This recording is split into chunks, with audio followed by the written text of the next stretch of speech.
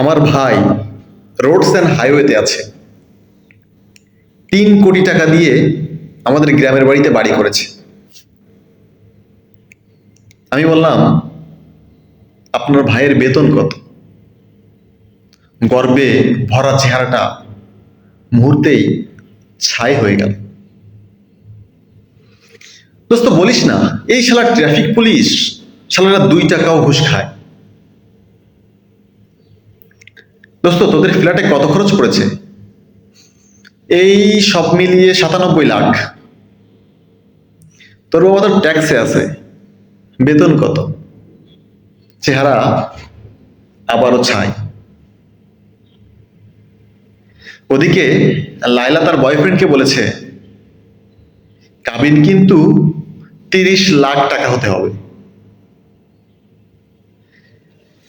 Boyfriend 28,000 টাকা বেতনে চাকরি করে, না হলে আমার প্রেস্টিজ পাংচার।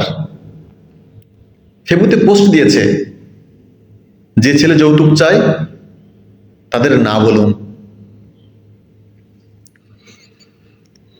এদিকে মেয়ের জন্য বিয়ের প্রস্তাব এসেছে। ছেলে কলেজের টিচার, আরেকজন পিডাব্লিউতে চাকরি করে। মেয়ের বাবা পরের জনে মত দেয়। মেয়ে বলছে, বাবা তোমার পছন্দ সেরা।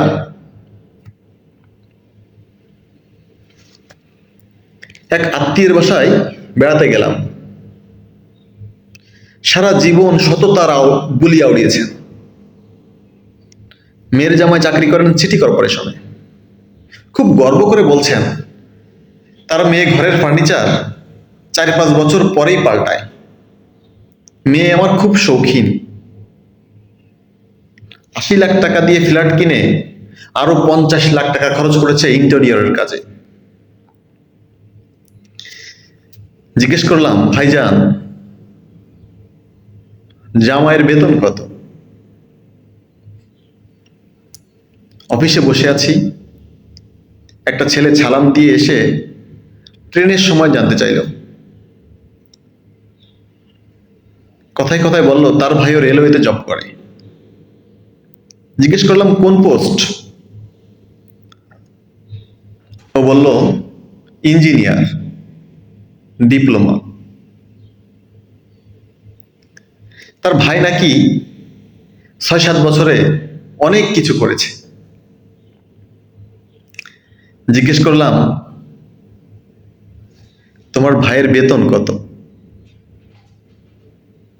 আর কোনো উত্তর নাই।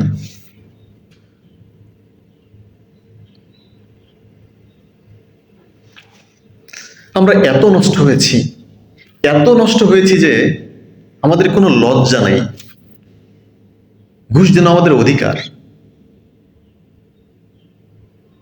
কিন্তু কন্ট্রাক্টর 15 টাকার ভাড়া 15 টাকা চাইলেই এগুলো মানুষ না। এই টাকা খেয়ে এরা কিছুই করতে পারে না। মানুষের টাকা মেরে কিছুই করতে পারে না। অথচ একটু আগেই বাসে মোবাইলে আলাপ করছিল একটা বেসরকারি ব্যাংকের চাকরির জন্য 9 লাখ আর 10 লাখের ঘুষের আলাপ।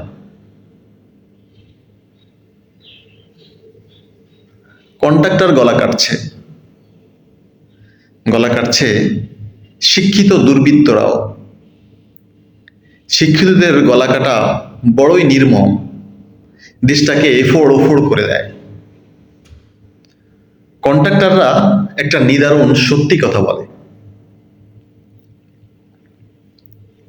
আপনারা যে কলমের খুচায় কোটি কোটি টাকা মাইরা খান, এই হিসাব তো আমরা নেই না। কথা সত্যি, নিদারুণ সত্যি।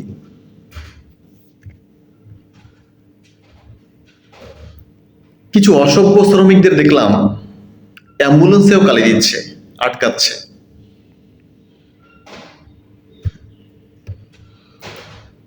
সেই অ্যাম্বুলেন্স দেখে মনে পড়ে গেল এর চেয়ে ভয়াবহ অসভ্য গোষ্ঠীর কথা।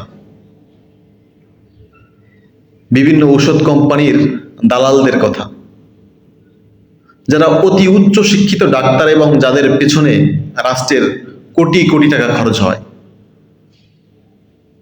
মেয়াদ উত্তীর্ণ ঔষধ, আইসিইউতে রেখে গলা কাটার সেই সব অমানুষদের কথা।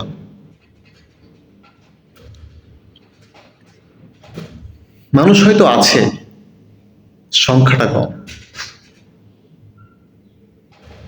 মেয়ের বিয়ে ঠিক হয়েছে, তা কোথায় হলো? ছেলে কি করে? যদি ঘুষের ডিপার্টমেন্টের হয়, দেখবেন মেয়ের বাবা মা, ভাই বোন আর মেয়ের চেহারা খুশিতে কেমন চকচক করে।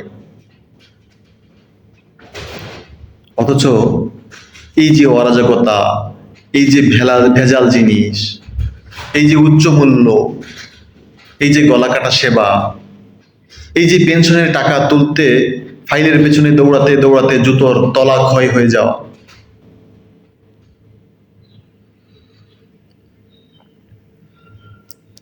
লেখাটি ফেসবুক থেকে সংগৃহীত, লেখক খাজা মঈনুদ্দিন।